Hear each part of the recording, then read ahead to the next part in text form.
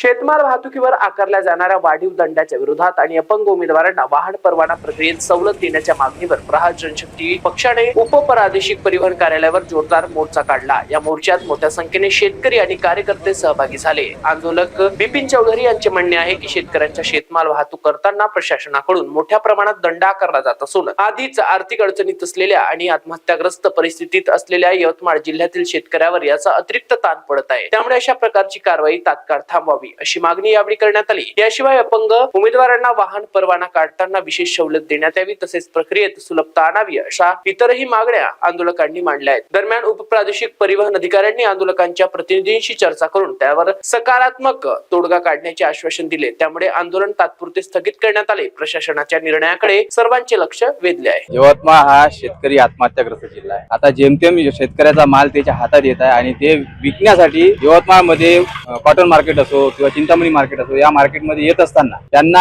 आरटीओचे अधिकारी या मार्केटच्या आजूबाजूला उभं राहून ओव्हरलोडचा दंड देत। एक माणुसकीच्या नात्यानं आम्ही आज आरटीओ ऑफिस मध्ये मोर्चा काढून एक साहेबांना विनंती केली। माणुसकीच्या नात्यानं 2 पोते तुरी जर एखादा शेतकरी 2 पोते चना जर एखादा शेतकरी जास्त आणत असेल तर त्यांना 10,000 15,000 हजार रुपयाचा दंड देऊन त्यांची वर्षभराची मेहनतीवर तुम्ही पाणी फिरत आहे। या गोष्टीकडे तुम्ही लक्ष द्यावं। जर तुम्ही या गोष्टीकडे लक्ष देत नसेल तर यवतमाळ आरटीओ ऑफिस मध्ये कोणता भोंगळ कारभार चालते त्याचा सर्व पर्दाफाश आम्हाला करावा लागेल। एवढं आम्ही आज बोललेलो आहे। साहेबांनी त्यावर सकारात्मक निर्णय दिला आहे।